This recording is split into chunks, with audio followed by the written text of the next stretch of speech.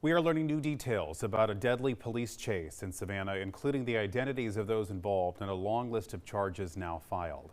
Authorities say Quadrell Williams was behind the wheel of a Chevy Blazer and refused to stop for deputies, sparking a chase. A passenger in that vehicle, identified as James Brandon, was also taken into custody with charges still pending.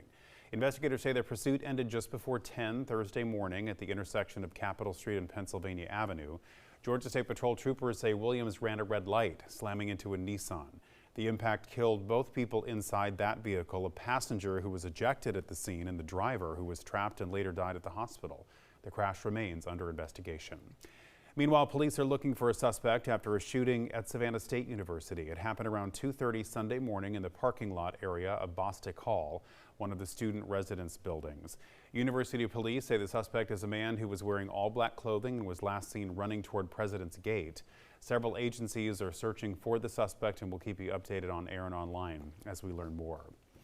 A case that shocked the Coastal Empire for years, now closed. Elwyn Crocker Sr. pleading guilty this morning in Effingham County, admitting to the murders of his two children, Elwyn Jr. and Mary Crocker. Their bodies were found buried in the family's backyard in 2018, a discovery that sparked a years-long investigation into what prosecutors described as horrific abuse. Today's plea deal takes the death penalty off the table and guarantees that he will spend the rest of his life in prison. WSAV's Sarah Smith was the only reporter with a camera inside the courtroom. She has what happened inside and the reaction from prosecutors.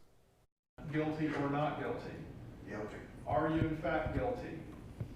Yes, sir. Video inside the courtroom exclusive to WSAV shows Elwyn Crocker Sr. entering a negotiated guilty plea for the abuse and murders of his son and daughter, Elwyn Jr. and Mary Crocker. The death penalty dropped. Elwyn Sr. sentenced to life in prison without parole. District Attorney Robert Busby says he's not satisfied, but this was the best option his office had due to the age of the case and witnesses passing away or disappearing. This is certainly not justice, and frankly, based on the facts in this case, the death penalty would not have been justice. One key witness, co-defendant Roy Prater, died earlier this year. Busby says Prater's passing would have left a major gap in testimony against Elwyn Sr. in a jury trial. He spoke to law enforcement for hours and hours and hours. He incriminated co-defendants. He described what happened inside the house.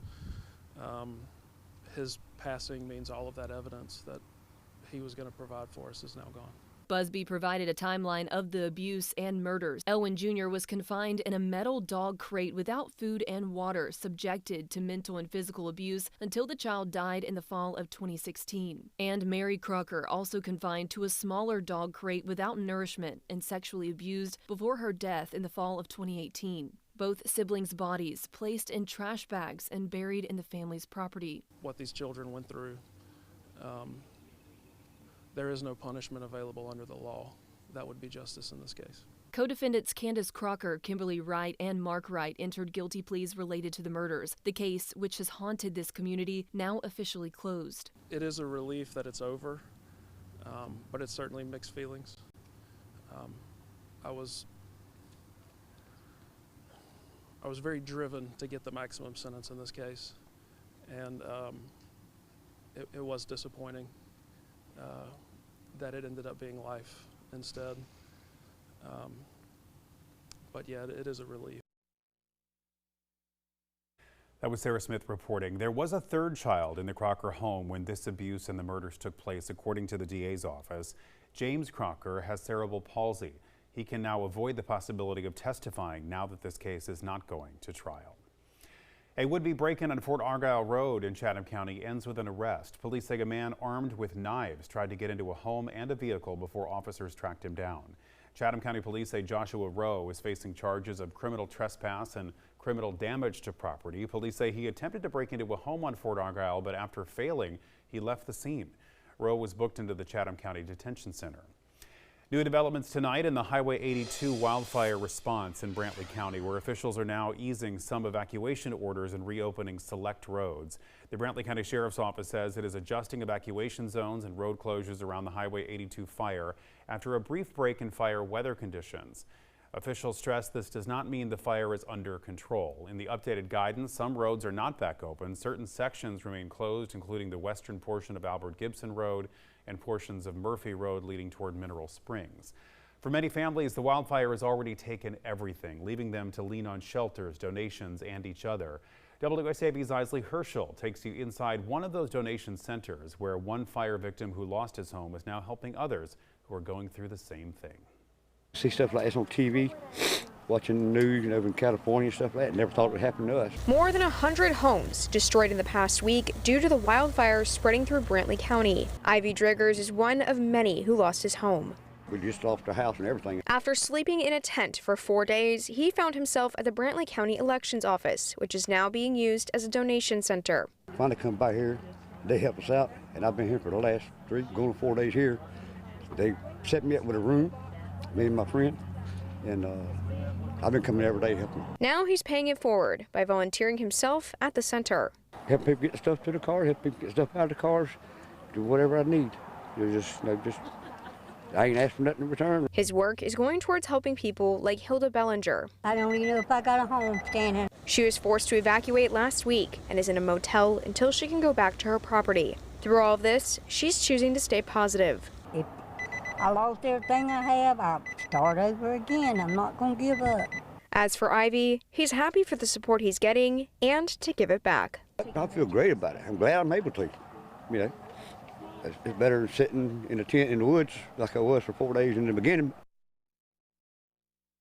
That was Isley Herschel reporting. If you're interested in helping victims of the wildfires both in Brantley and Clinch counties, we have put a link on our website. Just go to wsav.com/wildfire donations.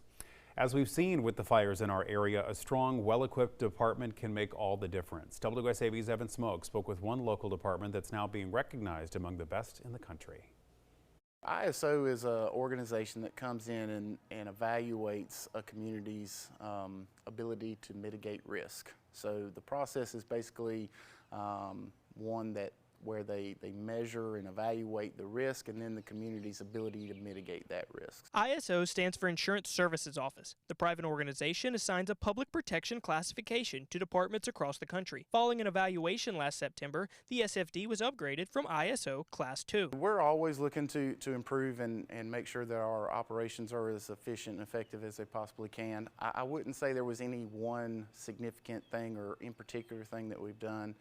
It really comes back to our people. The new rating puts them in the top 1.4% of departments in the U.S. That's about 515 or so fire departments out of over 37,000 across the country. So yeah, it's a pretty significant and elite group that we've been able to join. This can also help lower homeowners insurance for city residents. Anytime an ISO score improves, there is that possibility that it could help lower insurance premiums.